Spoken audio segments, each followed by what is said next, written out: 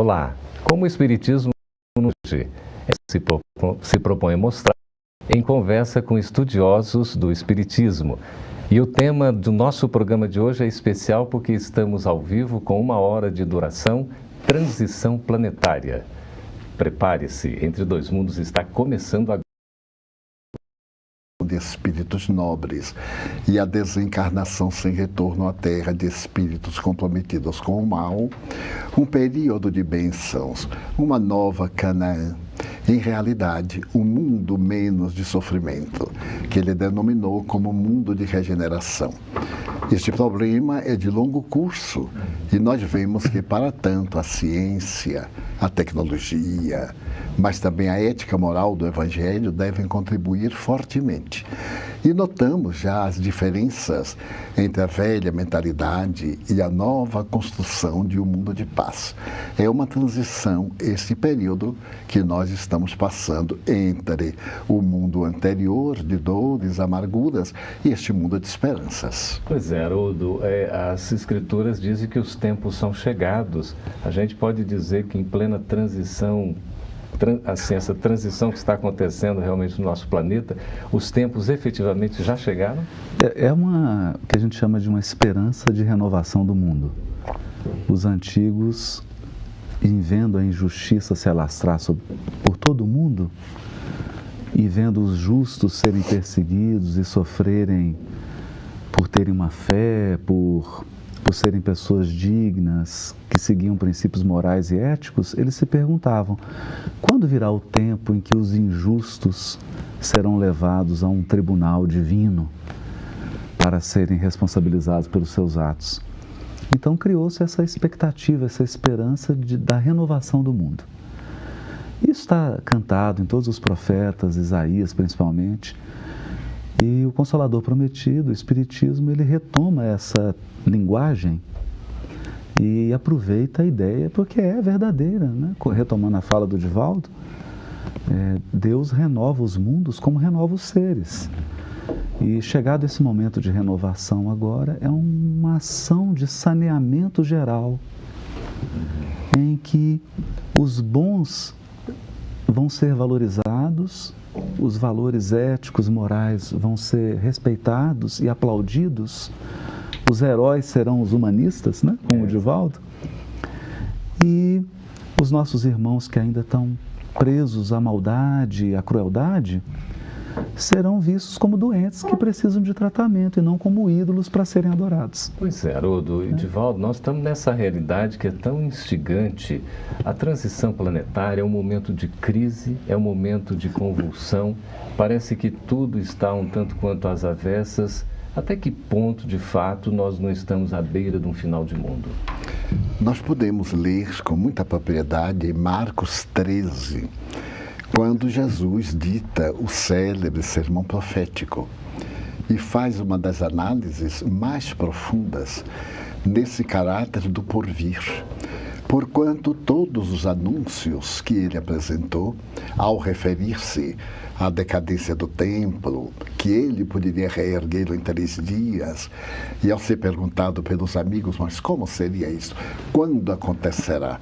E ele narra de uma maneira excelente e trágica, culminando com uma promessa de ternura: e se eu não rogasse ao meu Pai para que diminuíssem as dores, nem todos suportariam. É este período que nós estamos denominando como período de crise. Aliás, toda época que se vai renovar é precedida de uma crise. A crise existencial, a crise comportamental, a crise financeira. Então, isto é realmente sinal dos tempos novos. Quando se fala na crise hoje que toma conta da Terra, ponho-me a pensar qual seria a causa básica. E vamos encontrar essa causa no ser. Enquanto nos não tornarmos melhores, as crises repetir-se-ão, porque somos células básicas do organismo social. E se torna indispensável que hoje, agora, comecemos o nosso trabalho de mudança para melhor, tornando o mundo melhor. Faz muitos anos eu li de uma pensadora positivista uma frase muito curiosa. Ela dizia: quando alguém cai, a sociedade cai com ele. pareceu-me uma frase pessimista. Então eu diria, quando alguém se levanta, a humanidade com ele se levanta.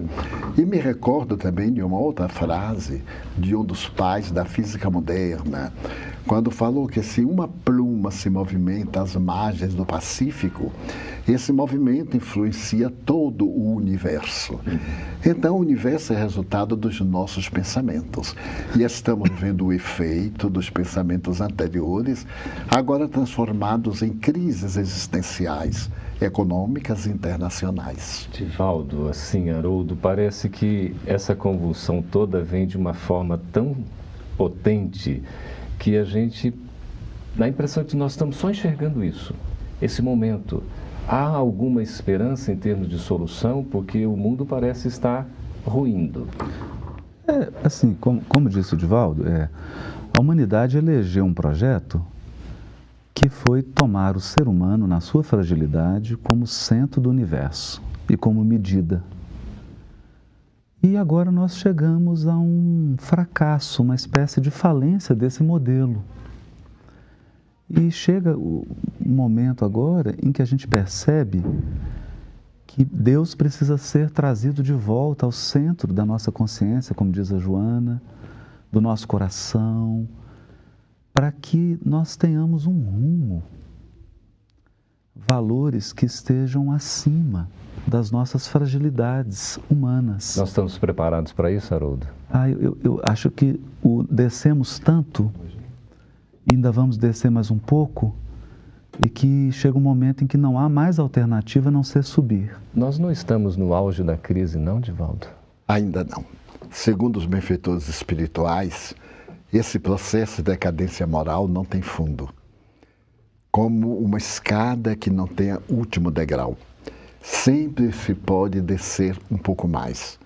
No entanto, nessa descida dos valores ético-morais, a perda de sentido humano nos fará tão amargurados, como afirmou Haroldo com propriedade, que a única alternativa é ascender, é libertar-se dos miasmas, dos pântanos, dos vales sombrios por onde temos andado, na direção dos planaltos da fé. Faz 280 anos aproximadamente que um pensador inglês, Thomas Hardy, anunciava: o ser humano perdeu o endereço de Deus à sua época. Eu tomaria emprestada a sua frase e dizer: o ser humano perdeu o endereço de si mesmo. O indivíduo perdeu as opções, passou às opções aligeradas, aos prazeres imediatos, ao desfrutar do tempo agora, olvidando que o agora, ao iniciar-se o prazer, já é passado também. E essa sede que faz lembrar a sede da água do mar, sempre se sorve mais, está levando-nos a buscar uma água diferente, a da tranquilidade e da harmonia que o Evangelho de Jesus nos pode dar. A fazer este homem, que é o nosso modelo e guia, voltar a comungar conosco, tirá-lo da cruz e colocá-lo ao nosso lado como um amigo que conversa, que participa das nossas dores, e que nós introjetaremos de tal forma que ele reflita na nossa palavra, no nosso comportamento e consiga mimetizar outros. Então, é assim que nós pensamos essa transição planetária. Nós estamos ao vivo, já começando aqui a receber as primeiras perguntas. Solicitamos aos nossos amigos que façam as suas perguntem, né, as suas sugestões que tiverem, enfim, as dúvidas, para que a gente possa aqui, com a presença do Divaldo e do Haroldo, responder. Haroldo, a questão do Apocalipse. Nós poderíamos afirmar que estamos vivendo nesses tempos finais o que foi previsto por João Evangelista ao redigir mediunicamente o Apocalipse? Eu diria que nós estamos assim nos últimos ais do Apocalipse, porque a partir do momento que João tem as suas visões lá em Patmos, daquele momento em diante começa a se concretizar o Apocalipse, porque o próprio livro ele mostra um desenrolar. Abre-se selos, aí o último abre mais um conjunto de fatores que vão se abrindo. E é importante a gente perceber que é um processo. As coisas vão acontecendo aos poucos, mas a gente não deve ser tomado de medo, porque tem um amparo espiritual. Esse não é um processo caótico. É interessante isso. A impressão que dá Eu estou até com o livro da Joana, né? O Seja Feliz Hoje, que é o último lançamento, e ela fala isso. Sobre essa superfície de caos, há uma ordem mais profunda que nós não podemos entender. É como uma casa que está sendo reformada. Se você não tem o projeto arquitetônico em mãos, você só consegue ver o que está sendo tirado do lugar. Mas você não consegue visualizar para onde está indo a obra. Eu penso que nós estamos vivendo isso. O projeto arquitetônico está nas mãos do Cristo, né, Edivaldo? Ele tem a visão do que será. Ele sabe o que ele quer. Aonde ele que terra ele quer. Mas nós estamos vendo a parede ser quebrada, o chão em buracos. É também preciso, principalmente nós que guardamos a fé e temos essa esperança, não perdermos de vista, como diz Bittencourt Sampaio, que Jesus segue no leme. Isso é conduzido, as coisas têm um propósito. Por mais que nos aparentem estarem na desordem, há uma ordem profunda sendo construída. E seres que nos amam e que se adiantaram, voltam por amor, para nos ensinar a dar os passos que eles deram. Isso é muito confortante. Eu acho que essa é uma contribuição que o Espiritismo tem a dar aos corações em sofrimento. Nós estamos amparados pelos seres que nos amam, seres que já estão onde nós ansiamos chegar. Divaldo, o Geraldo de Araújo, pelo YouTube, está perguntando o seguinte: Divaldo, eu queria saber se com essa transição planetária a natureza sofrerá alguma transformação. Para melhor, sem dúvida. Embora sejamos destruidores da natureza, o animal mais perverso, entre aspas, que existe dentro do fenômeno da ecologia, essas mudanças também são inevitáveis. Quando desapareceram os dinossauros, vieram animais melhormente equipados para viver, menos ferozes, mais preparados para as mudanças climatéricas. Agora a natureza experimentará uma mudança, porque nunca houve tanta preocupação humana pela mãe natureza como nestes dias. Nós vimos, pela segunda vez na história, Francisco de Assis ser o verdadeiro pai da ecologia, mas Jesus o antecipara, porque ele sempre procurou o altar da natureza. O seu templo era o coração humano, como afirma Leon Denis, mas, em realidade, ele viveu em a natureza para demonstrar-nos o respeito a essas paisagens embelezadoras da Terra. E, naturalmente, haverá uma delicada transformação, tanto na flora como na fauna. E eu iria atrevidamente a um pouco mais longe, na própria constituição planetária.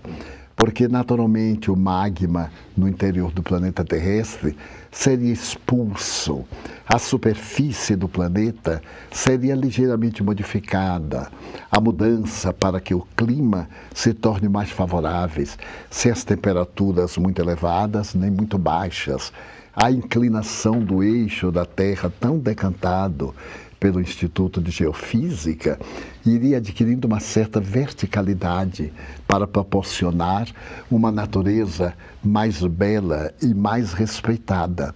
Nós modificaríamos hábitos ultramilenários para podermos viver sem necessitar das grandes matanças.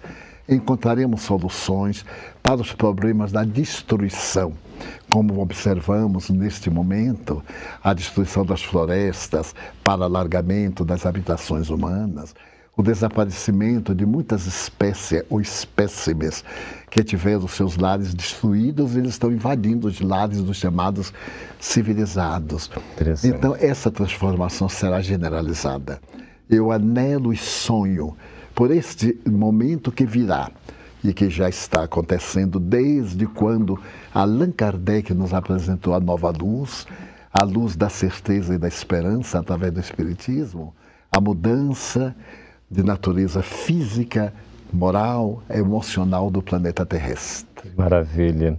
Ok, nós temos uma pergunta aqui do Felipe, que nos faz via YouTube, Haroldo. A gente vai fazer a pergunta e nós vamos chamar um intervalo para ficar a curiosidade aqui, tá certo? Bom, o que os espíritos dizem? O que os espíritos dizem acerca da degradação planetária que estamos causando na atualidade? Exatamente o que o Divaldo está falando, né? O que os espíritos nos dizem a respeito disso? Pode começar a responder. Pode começar? Bom, o ambiente, como a casa, reflete o morador. Então, o que a espiritualidade sempre advertiu é que o ambiente em que vivemos retrata o nosso estado psíquico, o nosso estado de ânimo. Então, era previsível, sim, que num processo de degradação moral, intelectual, esse processo nós vivemos hoje no mundo em que a mediocridade é aplaudida. Hoje nós vivemos um momento em que a mediocridade é aplaudida. Impressionante, né? Os nossos heróis não são as professoras, os professores, os educadores, os homens e as mulheres de bem, que se sacrificam para sustentar a comunidade. São outras criaturas que às vezes vivem da exploração alheia. Então, esse processo de degradação moral, ele se reflete no ambiente, é natural. Então, é claro que os espíritos aguardavam que isso se refletisse. Mas, quando Jesus traz o Evangelho, ele o traz na certeza de que o homem interior será renovado. E quando se renova o homem interior, o ambiente segue naturalmente e passa a refletir o ser humano que o habita. É como um estudante de música. Quer dizer, o aluno inicial, ele não necessita ainda de um instrumento de altíssima performance, mas à medida em que ele se torna um executor mais hábil, mais sensível, ele vai demandando um instrumento adequado até que ele chega ao ápice de se tornar um grande intérprete. Aí ele precisa de um instrumento muito refinado que dê conta de expressar a sua sensibilidade, a sua sofisticação. É assim também com o mundo. Ok, muito bem. Nós estamos conversando com Haroldo Dutra, com o Divaldo Franco. Vamos para um breve intervalo para conhecer um pouquinho mais o trabalho de Divaldo Franco na Mansão do Caminho. A gente volta daqui a pouquinho.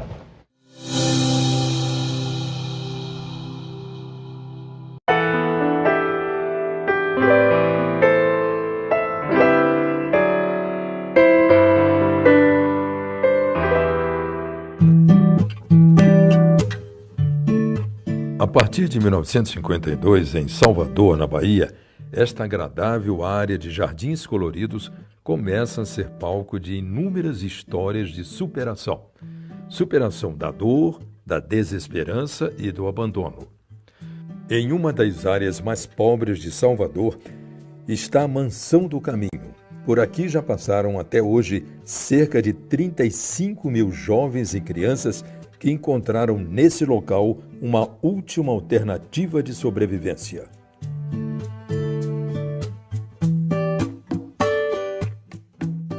Uma obra de amor erguida em homenagem à Casa do Caminho, nome dado em referência ao local criado pelos primeiros cristãos para abrigar os mais desalentados da época.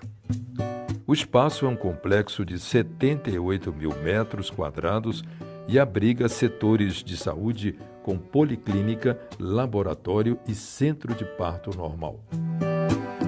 Em um projeto educativo de vanguarda, contempla Escola de Educação Infantil e de Primeiro Grau, curso de Informática, espaço de educação integral e de artes. A Mansão do Caminho ainda conta com um importante setor de assistência social que atende a necessidades específicas da comunidade, como auxílio a idosos e portadores de doenças irrecuperáveis.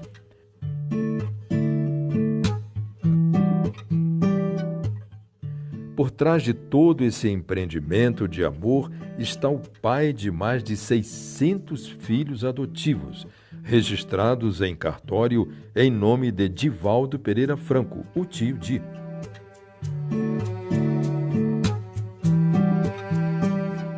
Ainda na infância, despontaram as primeiras experiências com a mediunidade, atributo que o direcionou para a execução dos ideais que abraça desde jovem. Em mais de 6 décadas já ou mais obras, a maioria já traduzidas para outros idiomas. Já esteve em 60 países divulgando as ideias espíritas cristãs. O reconhecimento em mais de 600 títulos e condecorações recebidos no Brasil e no exterior. Entre eles, o título Honoris Causa em Humanidades, pela Universidade de Montreal, no Canadá.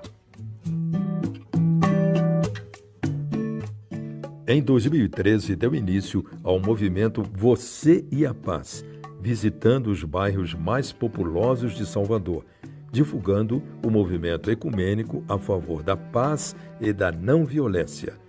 Em abril de 2013, em decorrência dessa nobre iniciativa, foi convidado a discursar na sede da ONU em Nova York.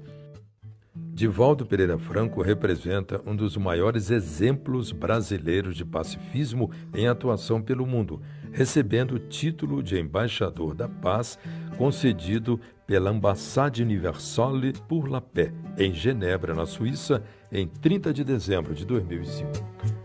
Seu esforço em prol dos mais necessitados tem contagiado milhares de pessoas no Brasil e no exterior. Hoje, o jovem idealista, que há mais de 60 anos escolheu o amor, recolhe o apoio de uma admiração de uma multidão de pessoas. Podemos tranquilamente dizer que ele é um dos maiores humanistas do país. O professor Divaldo Pereira Franco.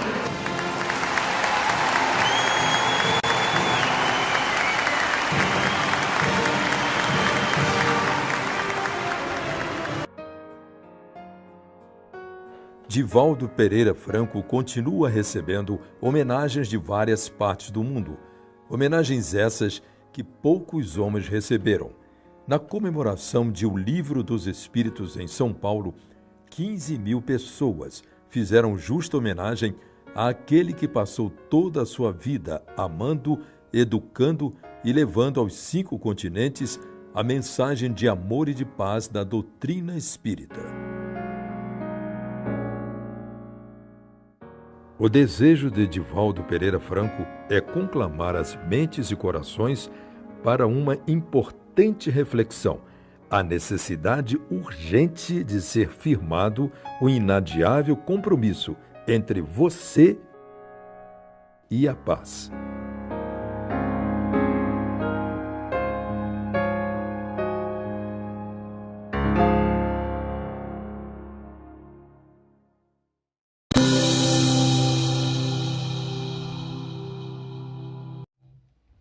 Estamos de volta ao vivo com Entre Dois Mundos, sendo acompanhados por milhares de pessoas em todo o mundo. Muito obrigado por sua audiência. Temos aqui, Divaldo, a pergunta de Fabrício Salles. Ele diz o seguinte: antes de entender a Deus, o homem não deve entender a si mesmo? É inevitável que isso aconteça, porque sem autocompreender-se, como poderá compreender aquilo que é exterior? Não se entendendo a si mesmo, que é uma proposta psicológica e que tem resultados materiais, como conceber Deus que transcende a nossa capacidade? Por isso, na questão 919 do Livro dos Espíritos, Allan Kardec pergunta qual o método mais prático, mais eficaz para se ser feliz neste mundo e superar as más inclinações. E vem a resposta: um sábio da antiguidade já vos disse: conhece-te a ti mesmo. Essa busca interior é a viagem para a busca do Deus interno. E depois que o encontrar, permitir que esse fascículo de luz, na opinião de Emmanuel, através do venerando Chico Xavier, transforme-se no incêndio interior que faculte o entendimento de Deus, o autor do cosmos. Que maravilha. Haroldo, Adriana do Vale aqui pelo Facebook. Quem foram esses espíritos que hoje fogem da Síria, já que a gente está falando nesse mundo em transição, não é? E os que atualmente habitam com tanto sofrimento no Haiti? Bom, Difícil. Não, sem adentrar numa informação precisa reencarnatória, porque aí nós precisaríamos do Divaldo concentrar e utilizar a sua mediunidade, né? Mas nós podemos fazer uma avaliação, porque nós costumamos nos esquecer de diversos movimentos trágicos da humanidade. Eu vou dar um exemplo. Ao ler o livro Paulo e Estevão, tem um momento em que Paulo está em Roma e bairros de judeus, mas que cristãos, quer dizer, judeus convertidos ao cristianismo, moravam, foram denunciados por próprios judeus, as autoridades romanas, e homens, mulheres e crianças foram surpreendidos no meio da noite, presos e levados ao sacrifício. Esse tipo de fenômeno de perseguição religiosa ocorreu, por exemplo, em Alexandria, com a Hipátia, a grande sábia grega. Então, nós, espíritos que habitamos a Terra, já passamos por diversos movimentos de intolerância política, religiosa, intolerância sexual, e vários tipos de intolerância. E muitas vezes ocupando a posição de agressores e de intolerantes. Então, nós poderíamos citar na própria Revolução Francesa, nas Cruzadas, vários movimentos. E agora, é natural que no momento atual, aqueles espíritos mais comprometidos, mas que já se encontram em condições psíquicas de enfrentarem essas mazelas, optem, peçam ou sejam levados compulsoriamente a locais em que há maior probabilidade disso ocorrer. É o que está acontecendo. Como a Síria, o Haiti e outras regiões. Porque é um processo, eu me lembro aqui de uma palestra do Raul Teixeira, que a gente imagina que os benfeitores ficam conduzindo as pessoas. Vem cá, meu filho, agora eu vou te conduzir para você desencarnar, para você resgatar. Imagina que tarefa difícil, né? Não é assim. É um processo de atração magnética. Há registros em nós que geram uma espécie de magnetismo da nossa personalidade que nos atrai para as circunstâncias que nos levarão a depurar esses registros. Então, e aí essas criaturas se reúnem, às vezes de forma inconsciente, em ambientes onde há uma probabilidade enorme. Por que a probabilidade enorme? Porque lá estão reunidas milhares de criaturas com as mesmas tendências. Então é natural que o estupim esteja pronto para ser aceso. É assim que nós devemos encarar isso. Mas sempre lembrando que tudo isso faz parte de um quadro também de experiências, porque ao optar pelo mal, e o Criador, em respeito ao nosso livre-arbítrio, nos dá esse direito, é preciso experimentar todos os seus sabores. E quando Kardec fala do Código Penal da Vida Futura, que é arrependimento, expiação e reparação, eu ficava sempre me perguntando, sabe, Divaldo? Ora, se eu já me arrependi, e se eu vou reparar, por que expiar? Qual a necessidade? Então eu fui meditando e entendendo, né, a minha visão, né? Que a expiação é quando Deus te troca de lado. Porque uma coisa é você estar na posição de quem agride, outra coisa é você estar na posição de quem foi agredido. Essa inversão de papéis provoca uma profunda transformação no nosso psiquismo, porque a gente passa a valorar de modo diferente certas condutas. É como nossa avó nos dizia: pimenta no olho do outro não arde, né? Exato. Então, quando a providência divina nos coloca numa outra posição, aí nós, como diz a Joana, nós reconfiguramos o nosso sentido psicológico da vida. Você estabelece uma nova pauta de valores. Haroldo, É doloroso, citou, mas é necessário. É verdade. Dói, mas é preciso, Mas né? é necessário. Você citou aí o nosso querido Raul Teixeira, que está aqui conosco no estúdio da FEB TV aqui em Brasília. Divaldo, Queixim e Mura, pelo YouTube, pergunta o seguinte, e o nosso tempo vai voando, é impressionante, né? Sobre as datas 2019 e 2059, qual marcará a transição efetiva dos mundos? Penso que não será uma fatalidade pré-determinada, porquanto as leis divinas são de justiça, mas também de misericórdia. Na profecia anotada por Marcos, Jesus refere-se que se ele não interferisse junto ao Pai, as dores seriam muito maiores. Disse-o em outras palavras. Então, estabelecer-se uma data para que seja definitiva.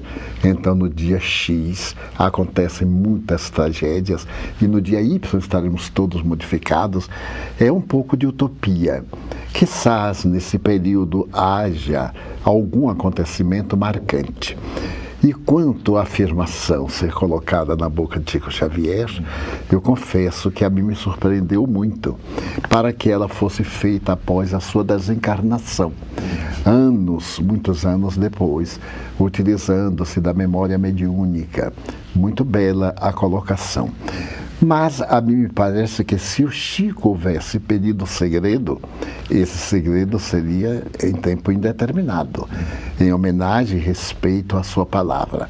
Mas desde que veio ao conhecimento público, estabelecendo-se que era a sua palavra, eu confesso pessoalmente que espero o ano 20 com muita tranquilidade, o ano 22, o ano 50, o ano 60, porque vai depender muito essa transição da nossa mudança.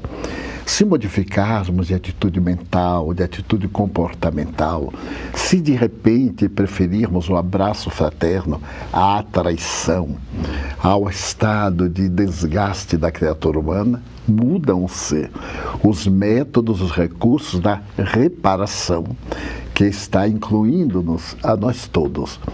O Haroldo fez uma colocação que eu nunca tinha pensado a respeito da reparação. É muito bom quando nós somos o algoz, mas quando mudamos de postura, estamos no lugar do outro, é muito diferente. E isto ocorreu-me num dia que eu estava muito cansado e encontrei uma pessoa que não tinha tato psicológico e me tomava muito tempo. E, gentilmente, eu aqueci, até chegar o momento em que eu não aguentava mais, estava abalada a saúde. E nesse momento eu ia pedir para a pessoa cessar, porque eu desejava libertar-me. Então eu ouvi suavemente a voz de Joana de Anjos dizendo assim: meu filho, coloque-se do outro lado. A sua posição muito cômoda, você está ouvindo, você vai aconselhar. Parece-lhe cansativa a queixa do sofredor. Mas se fosse você o sofredor, que faria? Eu então sorri e disse assim: pois é, meu filho, como é mesmo que foi? Vamos começar tudo de novo. Essa resposta aí do Divaldo. Posso tomar uma partezinha? À vontade. Assim, né? Pois não. Lembra? Porque essa questão das datas, precisa tomar um cuidado com... Até aproveita aqui o Sidney, né? Exatamente, ele está perguntando sobre essa questão. Gostaria de saber sobre a data limite. Olhando para a natureza, como diz Cassimiro Cunha, é a cartilha da natureza, porque Deus escreve no livro da natureza. Quando nós dizemos, começou hoje a primavera, ninguém imagina que meia-noite você estava no inverno rigoroso e no dia seguinte acordou e está tudo cheio de flores. Exatamente. A natureza apresenta, evidentemente, datas, porque as estações elas estão vinculadas ao movimento de rotação da Terra em torno do Sol. E a Terra movimenta-se em torno do Sol, mas o Sol se movimenta em torno de outras coisas, que se movimentam em torno de outras coisas, a própria galáxia se movimenta em torno... Então, há um movimento geral no universo inteiro que gera ciclos. Mas esses ciclos não implicam em calendários humanos. Eles estabelecem etapas. E essas etapas, elas se dão num processo gradativo. Como é? Você está vivendo o inverno, o inverno começa, fica rigoroso, vai decaindo. A primavera começa de leve, atinge o seu ápice, decai. O verão chega, o outono e novo inverno. Quando a gente entende isso, a gente para de pensar em dia.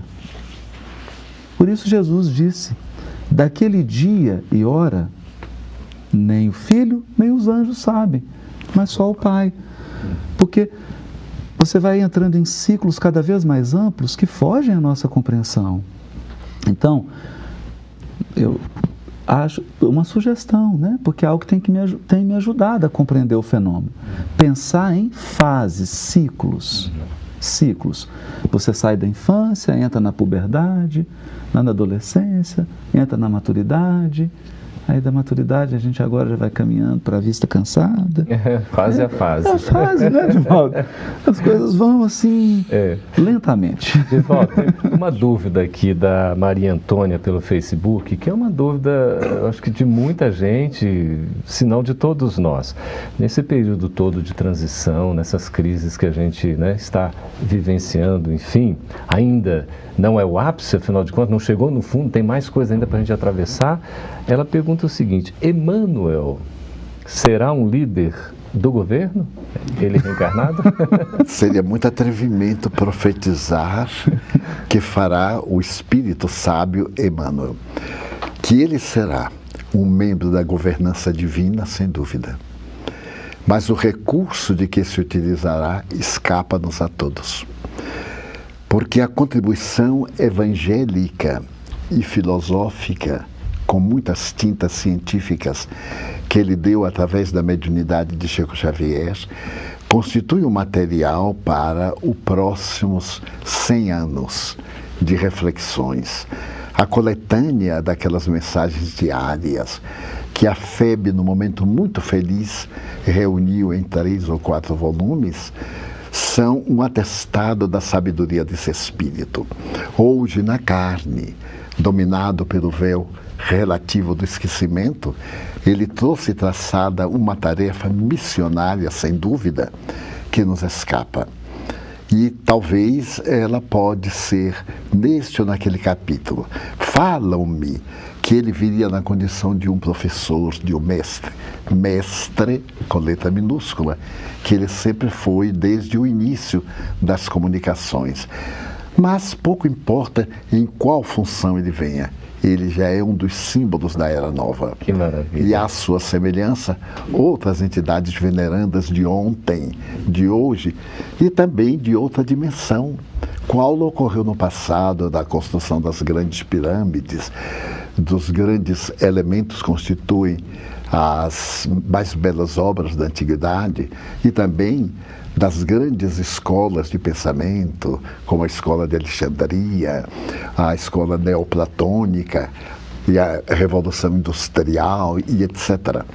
Então, não acredito que ele seja um homem vinculado à política dependente de partidos. Eu sempre acho interessante a palavra partido, quando deveria ser inteira, porque sendo partido já é meio complicado, né? Tem que estar metade e brigar contra metade. Está dividido. Então eu tenho a impressão que ele vem na inteira proposta do bem. Estamos conversando com Haroldo Dutra, com Divaldo Franco. As dicas de leitura aí, transição planetária, o amanhecer de uma nova era, perturbações espirituais e também o Evangelho por Emmanuel. Divaldo citou aquela coletânea, Evangelho por Emmanuel. Nós vamos para um breve intervalo e voltamos daqui a pouquinho, continuando a conversa com Divaldo e com Haroldo também.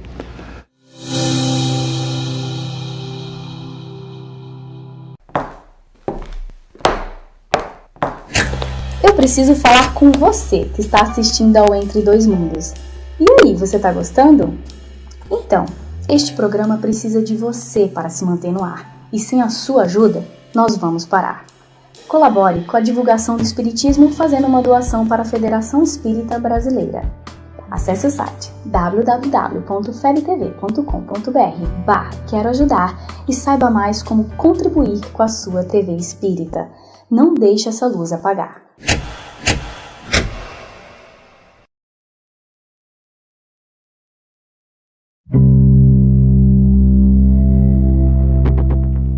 Mais do que uma morada, o mundo em que vivemos é a nossa escola. E neste aprendizado da vida, haveremos de nos perguntar sempre se a nossa evolução científica e tecnológica está sendo acompanhada pelo nosso crescimento moral e espiritual. A comunicação hoje faz circular todo tipo de conteúdo aos pontos mais distantes do planeta. As pessoas comentam, compartilham, falam de tudo. Mas será que estamos indo bem? Podem os meios de comunicação ajudar-nos a difundir globalmente o verdadeiro sentido da vida? A Federação Espírita Brasileira lançou a FEB TV, com o objetivo de difundir em larga escala mensagens de consolo, paz e esperança. Somos uma instituição sem fins lucrativos. Precisamos de você. Sua ajuda nos permitirá a continuidade deste projeto e o desenvolvimento de outros que irão contribuir para a construção de um mundo melhor. Junte-se a nós, acesse www.febtv.com.br/Quero Ajudar.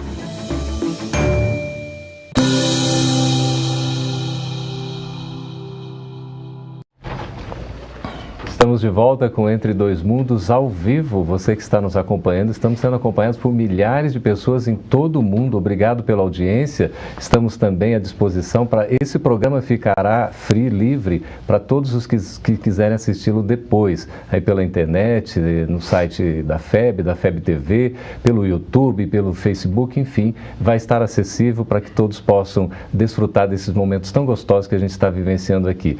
Divaldo, Haroldo, são centenas de perguntas. Certamente nós não vamos dar conta de responder todas em 15 minutos que temos, mas as perguntas são interessantes, instigantes e vamos tentar aqui o máximo possível, né, com objetividade a gente conseguir atender. As perguntas são complexas, como essa, por exemplo, Divaldo. A Janaína, de São Paulo, pelo YouTube. Gostaria que falasse sobre esse novo momento conflituoso que parece estar por vir com a eleição dos Estados Unidos. São perspectivas que a nossa imaginação cria. Nunca podemos saber das transformações morais que se podem operar na criatura humana. Também tenho pensado, como qualquer cidadão que deseja o futuro da grande pátria norte-americana, será que o candidato eleito não estabeleceu aquela persona para poder atrair um grande número de pessoas identificadas àquele jeito áspero, irônico e muitas vezes chocante de que ele se utilizou? Segundo a imprensa, ele teria dito que buscaria o conselho do presidente Obama, procuraria uma equipe muito boa. Pode ser que revele uma situação inesperada, não aquela trágica que tememos, porque acima de tudo, o Cristo está no leme. E o barco terrestre chegará ao porto. Não podemos perder a esperança, né, Haroldo? Fraternidade Espírita, Seara de Jesus, diante de tudo isso que tem acontecido no mundo, os espíritos têm falado muito sobre a data limite, o degredo espiritual, né? Aqui a pergunta que já foi respondida, porque afinal de contas são os períodos, né? Vamos ver aqui a Sueli Reis do YouTube, que ela pergunta o seguinte: acreditam que a Terceira Guerra Mundial de fato ocorrerá? Essa é uma boa pergunta para que a gente repense o nosso posicionamento frente à transição planetária. Nós sempre estamos aguardando um fenômeno exterior. Mas basta imaginar que hoje, a cada 4 segundos, uma pessoa suicida no mundo. Nós temos hoje o maior contingente de pessoas em processo de depressão. Na minha profissão, por exemplo, inúmeros colegas não dormem mais sem remédio. Então eu digo, precisa de guerra? Muito bem. Precisa de guerra. Nós já vivemos uma catástrofe no mundo interior. Então, se nós ficarmos aqui como aves agoureiras, vaticinando guerras, conflitos, questões econômicas, talvez a gente perca o foco da causa. A causa está no ser, na intimidade. Então eu acho que é mais salutar voltarmos para esses dramas íntimos e enxergarmos o poder consolador do Espiritismo, porque ele esclarece e ele consola. Esclarece ampliando o nosso horizonte espiritual, a nossa visão, e consola porque eleva a nossa resignação ao nível das nossas provas. Divaldo, o Luiz Antônio Moraes Ferreira, ele faz aqui uma pergunta que acho que é a pergunta de muita gente também. Sabemos que o Brasil é a pátria do Evangelho. Como entender esse preceito diante da violência, da corrupção em que vivemos no dia a dia? É a pátria do Evangelho que ainda não alcançou a sua qualidade essencial. Porque o Brasil é um país sem karmas coletivos, numa visão superficial. Nós percebemos que a América Latina tem sempre estado em lutas. Agora quase que termina, na Colômbia, a velha guerra de 52 anos contra as Farc. E as pessoas estavam tão acostumadas com a guerra que se rebelaram ante a paz, no desejo de vingar os seus mortos, sem importar dos novos mortos que viriam. Então o Brasil tem o karma da escravidão negra e o karma da Guerra do Paraguai. A escravidão negra foi liberada por fim pela princesa Isabel, uma brasileira, embora ficassem os bolsões inevitáveis de um longo período. E Itaipu foi a maneira que o Brasil pagou os prejuízos ao Paraguai, na impiedade da retirada da laguna, nos dias difíceis que diminuíram até a masculinidade, o número de pessoas de sexo masculino no país irmão. Então, o nosso país não tem uma beligerância tradicional. Não é um país clássico de preconceitos contra esta raça, contra aquilo. O brasileiro, graças à miscigenação e aos espíritos que aqui estão, muitos europeus, que vieram resgatar ou preparar-se para levar a mensagem do Evangelho em toda parte. Com respeito a todas as nações, Deus não iria criar uma nova Canaã, destacando-a em uma posição relevante em detrimento das outras. O autor brasileiro sonha com esse momento de fraternidade que um dia lograremos, é a pátria do Evangelho. Pelo número daqueles que hoje abraçamos o Evangelho na visão espírita. É o coração do mundo, porque nos compadecemos muito. E graças à mentalidade brasileira espiritista, há 90% dos países na atualidade, onde brota o movimento espírita, é com a presença de brasileiros que levaram a semente. Não é questão de que, pelo fato de termos uma destinação histórica muito bela e consoladora, estejamos beijando no meio da rua hoje. Porque o Brasil alcançará, mas é necessário que os brasileiros nos modifiquemos para podermos merecer nessa pátria da esperança. Muito bem. Tiago Alexandre pelo YouTube, Haroldo, Divaldo diz assim: bom dia, gratidão imensa de ouvir estas orientações. Gostaria de saber se essa transição tem um prazo definido para acontecer. O prazo. É sempre o prazo. A fase. E volta naquilo que a gente já comentou, né, Divaldo? Certinho, essa daqui fica respondida. Adriano Alves pergunta então aqui, Haroldo, o seguinte: gostaria de saber se é verdade que os espíritos mais endurecidos que estão a desencarnar, não mais reencarnarão na Terra, ou seja, eles estão desencarnando, não vão voltar para a Terra. Essa é a pergunta. E se nesse longo processo aí se dará por muito tempo ainda, ou se já está sendo finalizado? A espiritualidade tem se manifestado, sobretudo pela mediunidade do Divaldo, e também a gente percebe já um indício disso na obra do Chico, sobretudo no A Caminho da Luz, que o processo de saneamento geral da Terra, ele já tem um início a partir da Segunda Guerra. E a gente percebe que ali já começa um trabalho, porque é um trabalho complexo. Nós não estamos falando de uma ação de saneamento em um lar. Nós estamos falando de um saneamento geral espiritual em um planeta, com mais de 20 bilhões de seres espirituais vinculados ao orbe. É uma ação de vasta proporção e isso demanda muitas décadas. Agora, os detalhes dessa operação nós não temos acesso, né? Se tem algo bonito que o encarnado pode fazer, é contentar-se com a limitação do nosso horizonte, né? Nós somos soldados. O Emmanuel tem uma frase linda, ele termina o A Caminho da Luz dizendo assim: ao que nos é dado saber, então ele não afirma, ao que nos é dado saber, os cristos planetários do sistema programam a terceira reunião.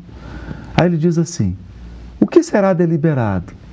Não sabemos, porque é vedado ao soldado saber dos planos do general. Fantástico. Nós somos soldados, nós somos cadetes. Essas ações estratégicas de alta envergadura são vedadas à nossa investigação. Que vale mesmo, né, Haroldo? Uma postura íntima no interior. De confiança e de saber que há uma lógica. Jesus nunca tomou decisões incoerentes, porque ele está em comunhão com Deus. E outra coisa, transição planetária, tem bilhões de planetas passando por ela. Quer dizer, se tem uma coisa que tem no universo, é espírito com experiência em transição planetária.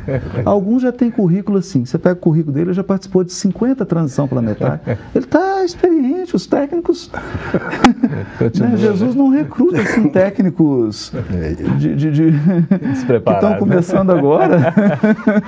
Experiência longa. Divaldo, a Carolina Doria, aqui pelo portal da FEB TV, pergunta se a gente pode dizer que nós estamos passando por uma verdadeira crise moral. Sem dúvida.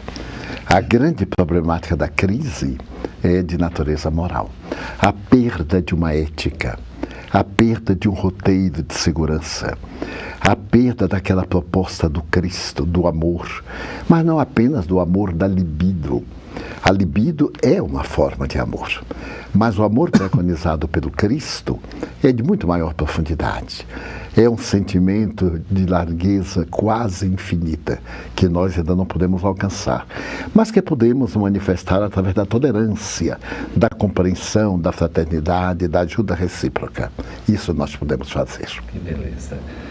Nós temos aqui o Enio Moura, pelo Facebook. Haroldo está perguntando assim: o que o Haroldo, essa é para você mesmo, pode nos esclarecer sobre os 2/3 dos espíritos encarnados e desencarnados à esquerda do Cristo que serão exilados? Bom, aí está sendo feita uma interpretação literal de alguns textos do Apocalipse.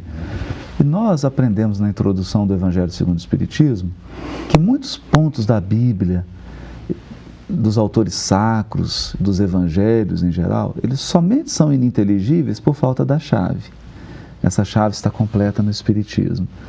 E nós aprendemos, com o exemplo de Allan Kardec, que não é aconselhável fazer uma interpretação literal do texto bíblico. Esses números constantes do Evangelho de João fazem parte de uma intricada simbologia, que não vem aqui ao caso, esse não é o momento para entrar nisso, que se refere aos ciclos astronômicos, ciclos cósmicos, que fazem parte de uma ordem estabelecida pela sabedoria divina. Então não tomemos esse 2/3, 1/3, isso é um símbolo, isso não é um valor numérico, isso não é para ser contabilizado como número. Aí no caso, é uma dica, né? Já que está pedindo a minha opinião, né? O Apocalipse, todo número no Apocalipse, ele tem uma qualidade.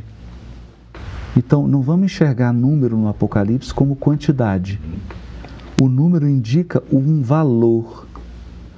Então, esses números dizem respeito à característica moral de quem será convidado ao degredo.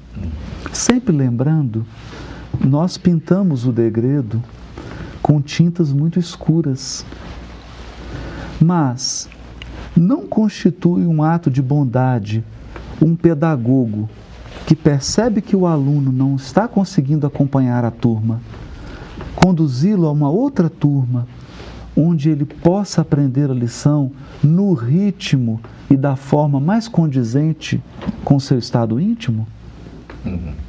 Pois é. é um ato de misericórdia. O degredo, Deus não age com violência, nem com truculência. Age com justiça, não com truculência. É muito confortador isso. Porque estamos sempre com a questão da punição. Quando é oportunidade de renovação interior e de reparação do mal feito a benefício daquilo que é positivo. Nós temos uma pergunta, Divaldo, que vem muito a calhar com o que você está falando e a gente já vai encaminhando para o nosso encerramento. Temos apenas 2 minutos. A Jussara Sansão de Nova Iguaçu. Aí a gente já encerra com as considerações também breves de vocês, por favor. Quais dicas nos dariam para passar por esse processo de transição de forma mais tranquila e confiante? Primeiro, o auto-amor, para poder amar o próximo. Fazer por si o que gostaria que os outros também lhe fizessem. E ao transformar-se, ter em meta o seu próximo, construindo já um mundo novo. E aí, Haroldo? Então eu vou dizer, de uma maneira bem pessoal. Esse final de semana recebi das mãos de Divaldo um presente, que é o livro Seja Feliz Hoje. Que é o lançamento? Que é o lançamento. E quer saber? Dá uma lida no livro. E pega também a obra lá do Emmanuel que comenta o Evangelho. Então pega o livro aqui da Joana e essa obra do Emmanuel, porque eu encantei com esse livro, porque ele trata disso. Da doença, da depressão, de um projeto de ser feliz, mas não esse projeto falso, egoístico, de abandono do dever, de abandono da interioridade, mas um projeto genuíno, um projeto que tem fundamentos no Evangelho do Cristo. Eu acho que essa obra resgata uma coisa bonita do Evangelho. Nós nos fixamos na crucificação, mas o Evangelho se inicia numa linda noite, com uma estrela maravilhosa em Belém, e ele se encerra com uma manhã ensolarada, em que Jesus se apresenta a Madalena. O Evangelho começa na alegria, ele termina na alegria, embora tenha a crise da cruz. Mas a crise é uma passagem. Tudo passa na terra e tudo se transforma, mas o que vem do céu permanecerá. Meio. Que maravilha. Queremos agradecer aqui do fundo do coração, viu, Haroldo, a sua presença, os esclarecimentos. Geraldo, eu que agradeço, querido. Obrigado. Divaldo também, muito obrigado pelos esclarecimentos. Mas a oportunidade nossa foi excelente. Muito obrigado a você. Que bom, né? Podemos conversar, trocar ideias. É uma gratidão muito grande. Aqui nós estamos recebendo inúmeras mensagens dos nossos queridos telespectadores, mas são centenas de mensagens. Se fosse responder tudo, ia acabar a transição planetária e nós íamos ficar aqui conversando. Então é isso. Não dá para responder a todas, né? Mas a gente vai inserindo gradativamente no programa Entre Dois Mundos alguns outros questionamentos que, porventura, né, não tenham sido contemplados aqui. Mas muito obrigado mesmo pela presença de vocês, pelos esclarecimentos. Muito obrigado. Agradecemos também no fundo do coração a sua participação, as perguntas que mandaram, as dúvidas, a presença sempre ativa, sempre positiva. Fica aí o convite para vocês assistirem também no canal Gotas de Luz a este e outros programas. Este estará disponível para quem quiser acesso livre. Foi um prazer enorme estar com vocês e esperamos que tenha sido útil para todos. Muito obrigado e até o próximo Entre Dois Mundos.